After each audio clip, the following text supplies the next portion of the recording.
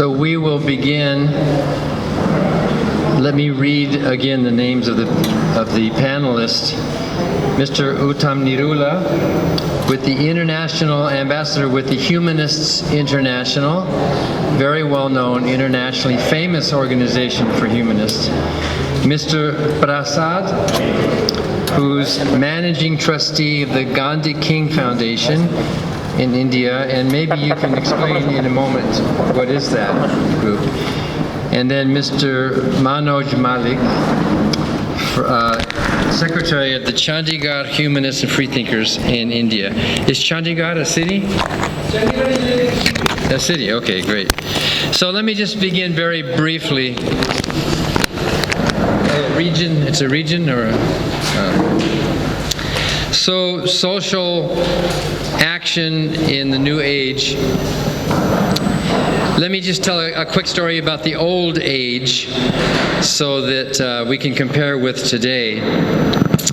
In the United States of America, we had a revolution in the 1700s.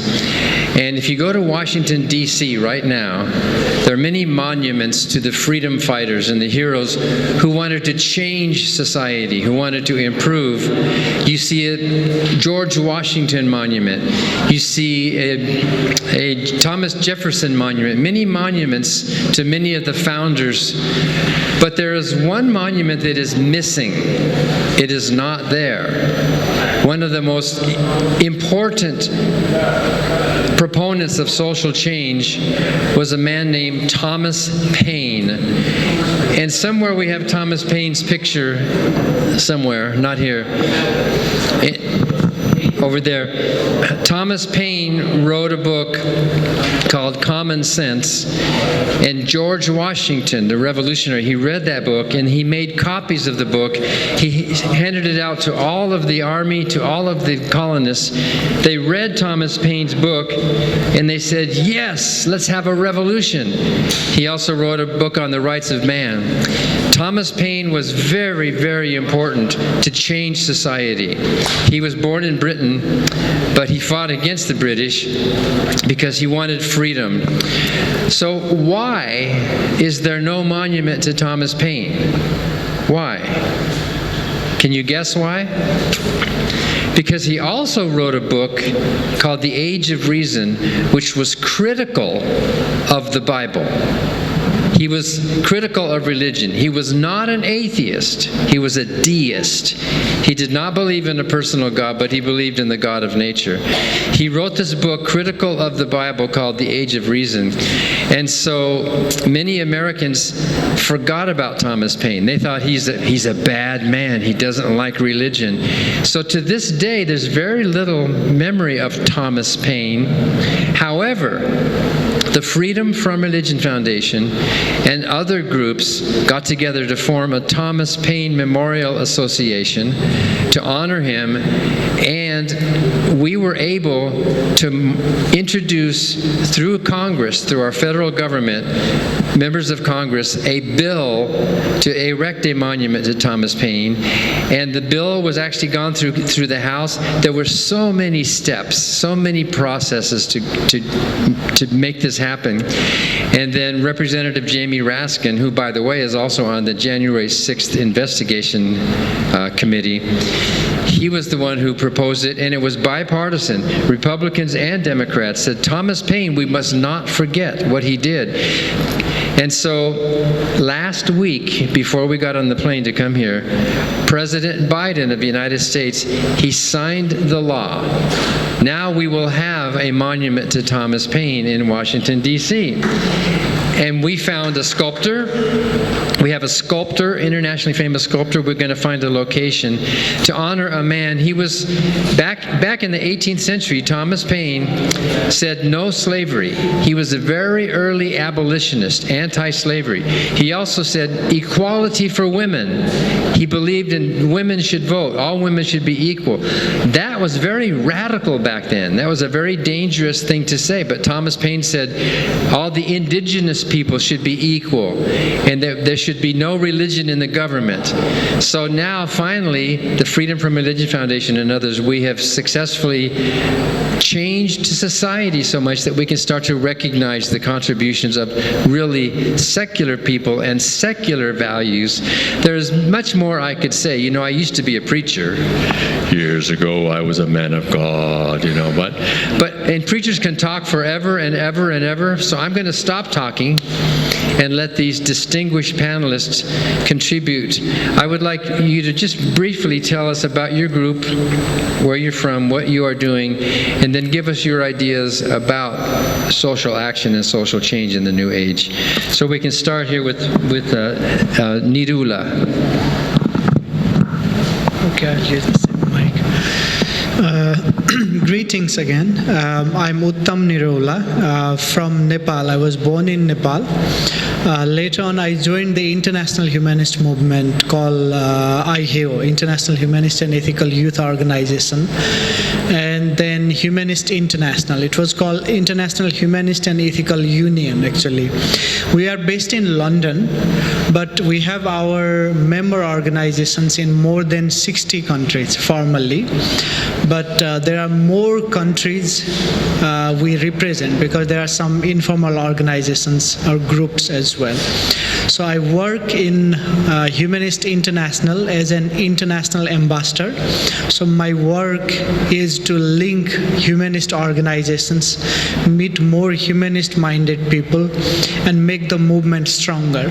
At the same time, my role is also to collect the evidences and ideas, so that those ideas will be kept as an archive, and also evidences can be used for lobby and advocacy of the people. For an example, in Nigeria, we have one person called Mubarak Bala. He has been in prison just because he said there is no God. So we are lobbying and advocating, and I'm sure you know a lot of humanist activists in India as well who are living under threat. So we are constantly working together with them to at least save their lives and their philosophy principles. Dan also asked me to slightly mention about the theme of this session: secular thought and social action. I will just start with one sentence, because I'm sure there would be repeated questions as well later on. I think secularism is a thought. It's an idea. And this idea actually tells really not really that big thing, but very small. It says everyone is equal. So states should treat every individual human being as their citizen, or as a person with equal amount of dignity or value or freedom, whatever the state provides. So this is the, I think, fundamental of what secularism is. Once you have that idea, or once you are a secularist, or once you are a secular, actually I have found that secular people generally are not really that much interested to grab the power and be in power, because once you are secular, you already become like, okay, I'm equal citizen to others, so power doesn't really work on me because it's against my idea. So I have seen most of the secular people internationally, they are very loyal to every people and trying to disseminate everything they have among others. So I think this idea is some sort of transformative value as well among the people. So if you see very populist or right-wing or extremist kind of people, let's say Donald Trump, or you can compare that with the Jawaharlal Nehru, their idea was like very different. Nehru was more secularist kind of person, and Trump is more populist. So see, Nehru was pro-people kind of person, going to the people. He was not trying to exercise power, rather he was trying to unite the whole country. I was reading his book, I forget the name of the book, Discovery of India or something. I think that was amazing book, and the idea he was giving there was like very, very amazing. I think maybe because of that he could really play really good, significant role together with Ambedkar to make a very, very exemplary constitution in the world. So I think this value of secularism, if you have that in your mind, I think your action would be completely different than a populist or extremist personality. Thank you. Okay, again to you. Yes, I will save my questions for later. And we will go on here to Dr. Prasad, Mr. Prasad of the Gandhi King Foundation. Tell us what is that, and then your ideas on social action.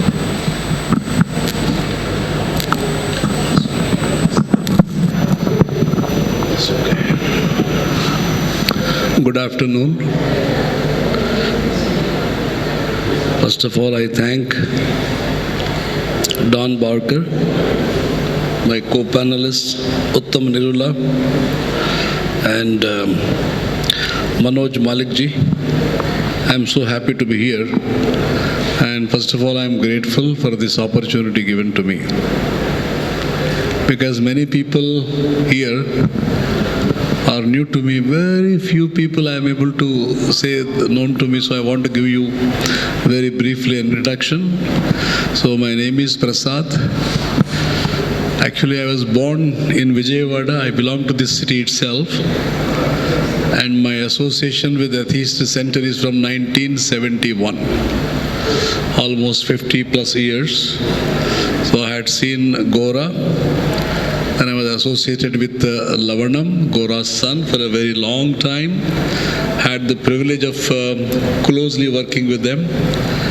Now I live in Hyderabad, a city in the neighboring state, but it was earlier part of Andhra Pradesh. And I'm the managing trustee of Gandhi King, Martin Luther King Jr., Gandhi King Foundation, which is again for promoting peace and non-violence.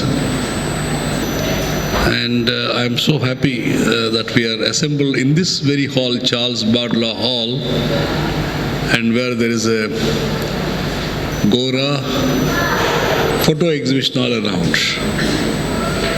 So what you see, if you just turn your heads around, that itself is what social action is all about. What social reform is all about. Because it is said that man is a social animal. We live in society. We are all together. There is a relationship between person and person.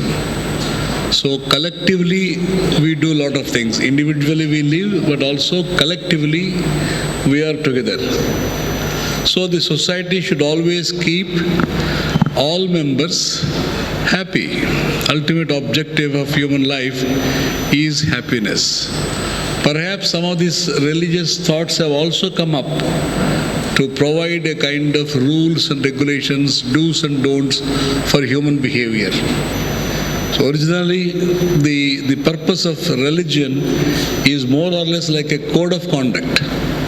But it degenerated into superstition, and it has really become an obstacle for human progress. So there is a need that we constantly work to improve the society. Because society, there is a lot of maladies, a lot of problems that arise. Like for example, all of us take a bath. In the morning we take a shower. Sometimes we take a shower in the evening. Why? Because this body generates impurities. You have to clean this body from that impurities. Similarly, the body, society as a body also generates impurities as time goes. We have to clean the society from out of all those impurities. Like for example, in this country, we had treated fellow human beings as untouchables. All human beings are equal, that's what we all talk about. Because by birth, all human beings are equal. And if I bring Gandhi into the picture, Gandhi talked about Sarvodaya. welfare of all. Everybody should be happy. Everybody should be enlightened. Everybody must have equal opportunity. And how is it possible? How is it possible to have the happiness of everybody, welfare of everybody, when there is no equality? So the foundation for that entire philosophy is equality of all people. By birth, all human beings are equal. Why? Because I have not chosen my birth. I have no role, no decision making in my birth. So when I don't have any role in my birth, how can you make that I am responsible, that I am so-and-so, I belong to untouchable community, I am a rich person, I am a woman. All these distinctions that we are creating, they are unreal, they are not acceptable. Because I have not chosen my parents. So by birth, all human beings are equal. And the foundation for this social action and social reform is that equality. All human beings are equal, irrespective of caste, creed, religion, language, region, gender, color of skin, whatever it is. It may be a reality that I am black, you are fair in color, but that cannot make the high and low in the society. And if you see the pictures here, what Gora did, an enormous amount of work to create that kind of an equality in the society. And one most important action, social action, to create that equality is to eradicate the caste. In India, we had the scourge of caste, and this caste is also associated with a lot of vested interests, including into the political domain, because it has become vote bank politics. Therefore, caste has become important from that point of view. So what we need to do, caste is something or religion is something, I call both these as only consciousness. You take any human being, can you scientifically establish that this person belongs to so-and-so caste or religion? When I am born, if I am indoctrinated that I belong to so-and-so religion, I believe that I belong to so-and-so religion. So there is nothing innate about religion within myself. Therefore, one of the important aspects is that caste and religion are only consciousness. Remove that consciousness, create a consciousness, all of us are equal. This is the panacea. And that what Gora demonstrated eloquently throughout his life. In fact, I would say Gora went ahead of Gandhi in terms of social reform. One point. The other things that Gora has taken up, because I'm using that word Gora here because we have got some point of reference here. It is easy to understand a phenomena from something that has already happened. Instead of my talking in abstract, I can talk something with a relevance. Now here you can see Gora sitting and doing manual labor. He was a professor, a man of very high level of education and accomplishment. He was a professor. He would become the head of the university. But he led a life of common man. Why? Identify yourself. Wherever you are, you identify yourself with the lowliest of the low. That is the class which is really working hard. Then we have to create education. Education of all, enlightenment of all, awareness of all. So, society generating impurities, we have to constantly be conscious of those impurities, work towards the eradication of them, and create a society based on the equality. Then the other problem that I would like to place before you if I believe that all human beings are equal, what should be my life pattern? Because just having a philosophy, an idea, a thought process is not enough. Every philosophy must have an action item. Action item. So whatever philosophy I am talking about, if I am talking about human equality, do I reflect that in my own life? So there is no division, or it cannot be, there cannot be a divorce between idea and action.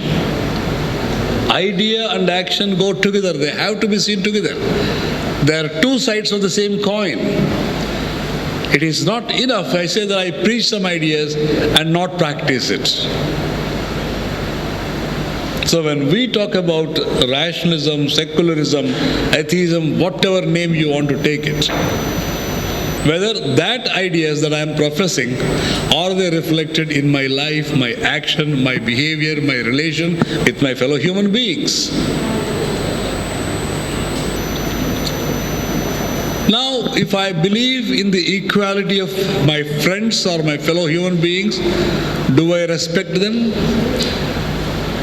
Like Dr. Samaram was talking in the audience in the inauguration today, that I respect you as much as I demand respect from you. Equality connotes a positive approach, promotional approach of respecting my fellow human beings. If you go beyond that, am I happy in the company of other human beings, or am I unhappy? So happiness again is a status of mind. When I am happy in the company of my fellow human beings, and I don't want to confine to that, I want to enlarge it, that I am happy in the company of not only human beings, but also in the company of animals. Unless we are happy in the company of animals, we cannot be regarded as human. That's how I look at it. The welfare of not only human beings, welfare of entire thing that lives. Because again I want to bring Gandhi here, where he said, all life is one. Indivisibility of life. So the life in the dog and the life in me is one and the same. The life in you and the life in me is one and the same. So we are bound in an inalienable way. All of us are bound together. We are all one humanity. So if we are all one, the life in you and the life in me is one and the same, how can I dislike you? How can I hate you? How can I speak lies to you? How can I insult you? How can I exploit you? Remove all these things from our being, our attitude or our relationship. So it is a very broad way of looking at, and humanism essentially makes us connect with not only the human beings, but with all that lives, and also with that which does not live also. That means we are responsible for protecting the environment. We are responsible as humans, as humanists. We are responsible towards protecting the environment, living with nature, making this entire planet livable. Today we are going for war, destruction of species. And war is essentially to grab the resources belonging to somebody else.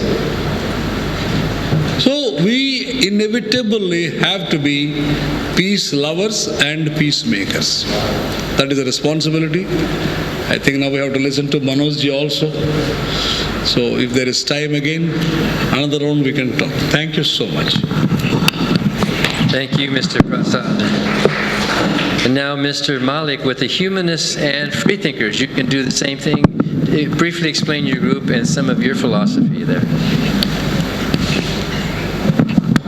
Thank you.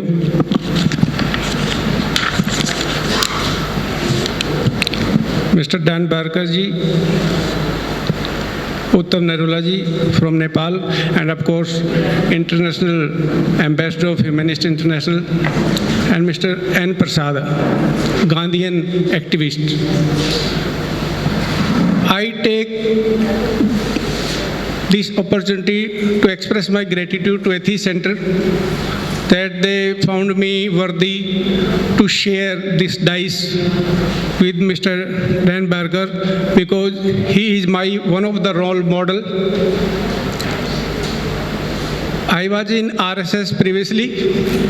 I was a third year Swam Sevak, hardcore Hindu nationalist. So it's a very long story, but I will cut it short. In my book, I mention your name, sir. I give many examples of personalities who took U-turn in their life.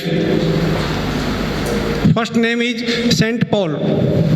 He was dead enemy of Christians, and then he became a great missionary. M.N. Roy, Manavendra Nath Roy, he took U-turn from communism to humanism. Swami Vivekananda, he used to be agnostic, later become religious because of Ramakrishna Paramahansa's influence. So I again express my gratitude to Atheist Center and all the team that they found me worthy to say something to you. Otherwise, I was able to just sit on your side. So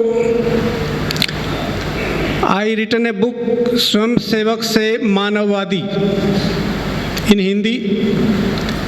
It is available in Amazon, Flipkart also. That is got translated by Meghraj Mitra ji, Tark Bharati Prakashan in Punjabi. And now I will soon publish it in English also. So we are running a small group in Chandigarh. Our parent organization is Indian Humanist Union. That is a Delhi-based humanist organization, but it is now defunct because young blood did not come and their members get older and now their meetings are not regular. So let's come to this topic. Secular thought and social action. Secularism means separation of church and religion, but in India, there is a very peculiar situation.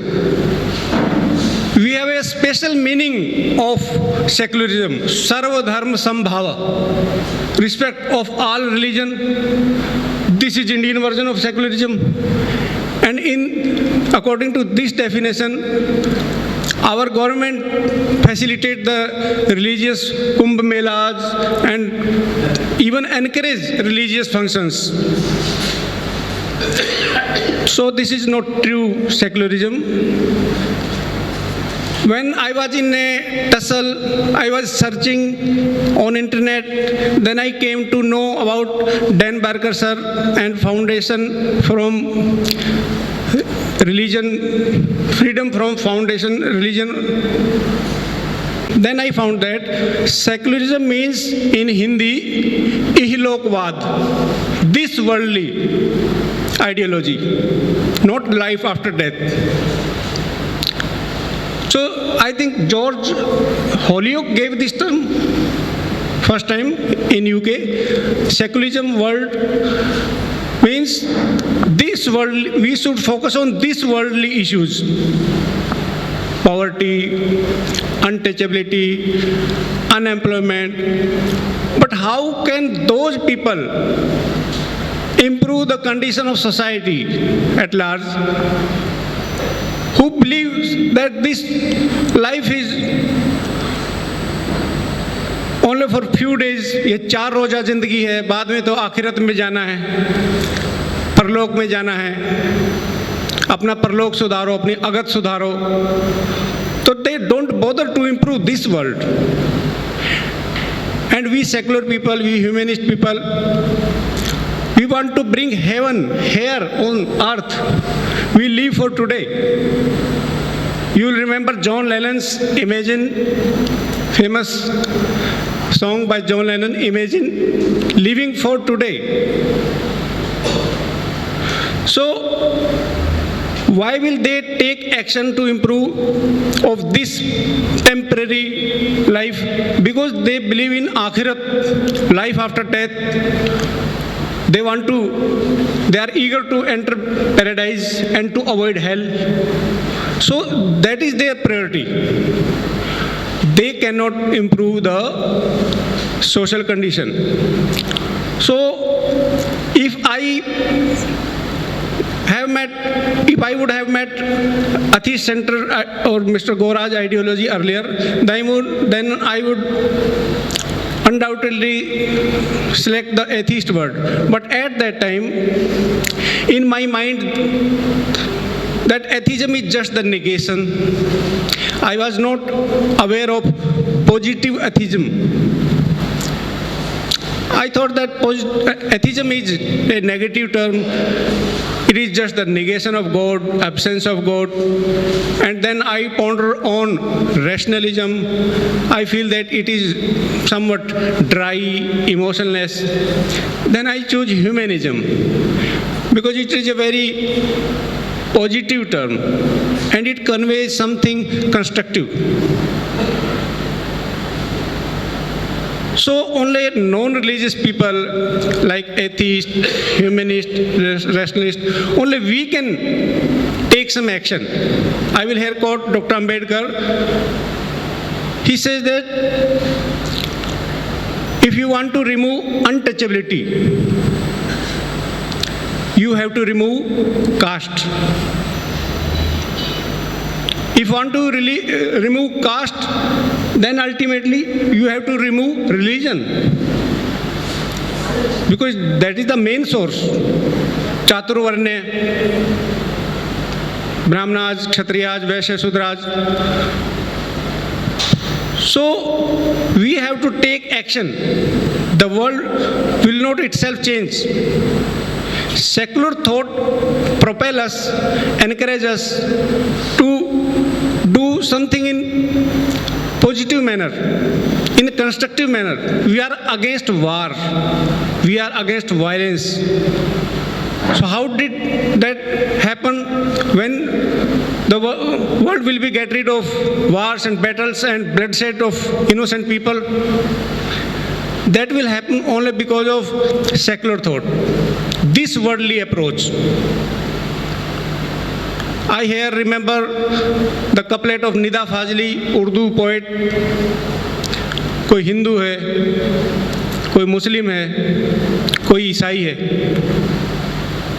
कोई हिंदू है, कोई मुस्लिम है, कोई ईसाई है, सब ने इंसान न बनने की कसम खाई। So our first priority, our first identity, that we are human being.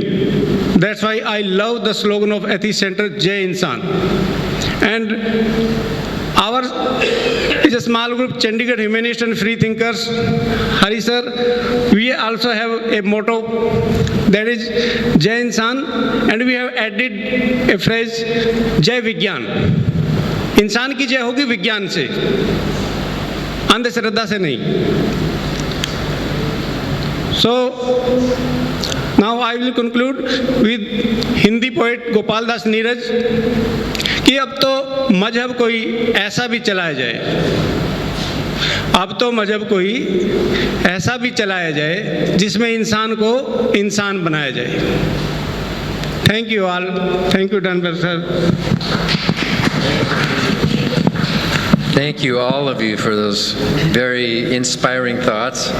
The philosophies, the idea of equality, humanism, science. I think you don't need to convince this audience. I think they all agree, don't you, with that philosophy. So I have a question for all of you.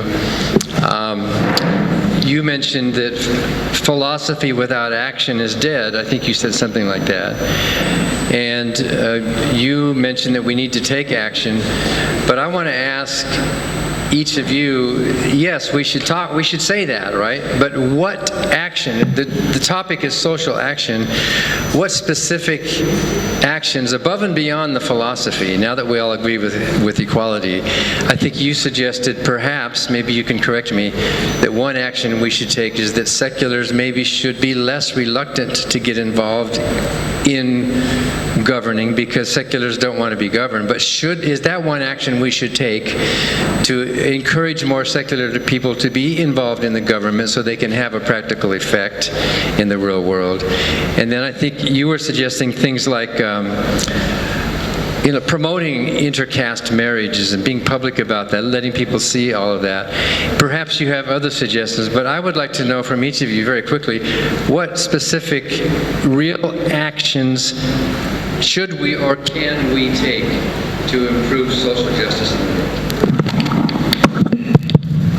Thank you, Dan, again. I'm sorry, I think I should stand, because since you stand, I felt really apologetic. Okay. Thank you for this question. I think this is very important. The action should be very diverse. Actually, the society demands the action. For an example, even if you see India, there are many humanist organizations, and their action, their priorities are very different. Like, we have been to MANS, right? MANS, they're actively campaigning against superstition. And there are some other organizations I recently participated with in Pune. They were more philosophy oriented, and they would like to discuss more about philosophy. And Atheist Center, I found very, very diverse in terms of activities. Like, they are establishing a library, at the same time they are organizing the Harisar. I have been to your place called Surya Peta, maybe. I have been to there, and they are organizing all the women for economic empowerment. And I think the action would be very, very diverse. I'm also a student of sociology, anthropology. I think there is a hierarchy of necessity in human society. So it depends upon which is the most important thing you have to fulfill first. For an example, some people are dying of hunger right now. So if you see somebody dying of hunger, maybe we should start acting to feed him immediately, so that after that we can discuss about all humanism and atheism. So that's how we have to prioritize. In Africa, I'm giving the example of Humanist International itself. Like, in Africa, there are some fellow humanists who are not allowed to sit like that and discuss about what humanism is. If they do so, government will come and just they will arrest immediately. Maybe they are having their priority to lobby and advocacy with the government about, okay, at least let us just sit together and discuss. LGBTIQ community is suffering the same, maybe in India as well. So action should be based upon priority.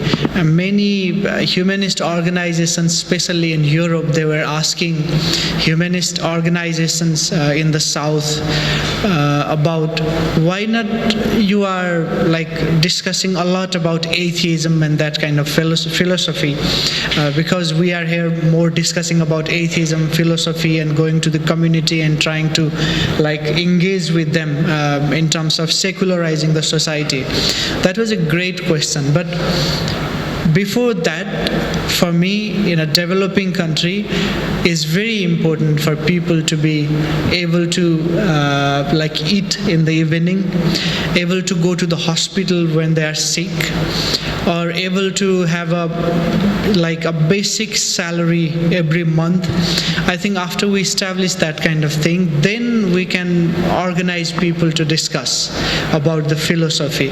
So I think action will be it will be very different based upon the society. I remember I was very young, and we had a youth conference in Oslo. There were young people from Oslo, and I was the only one outside, person coming from outside of Norway. And there was a question given to us. The question was, which is very important, love or food?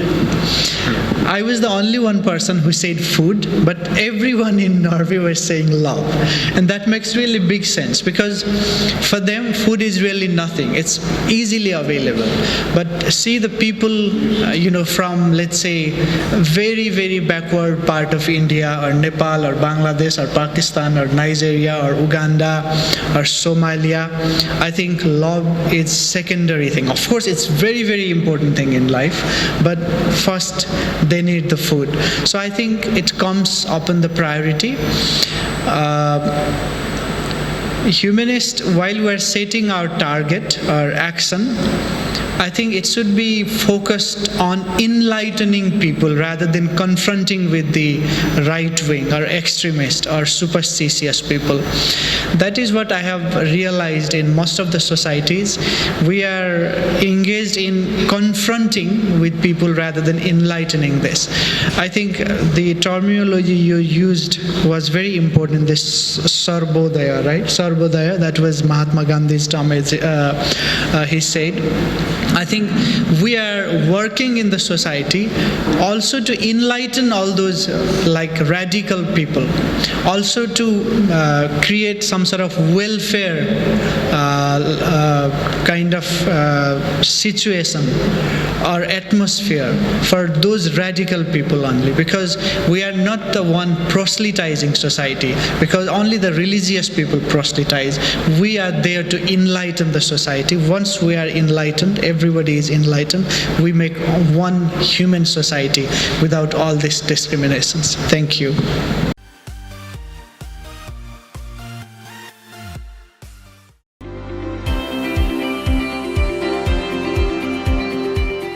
Please download Samaram multi-channel app and watch your favorite channels from your mobile. App available on Google Play Store, and subscribe to the channels.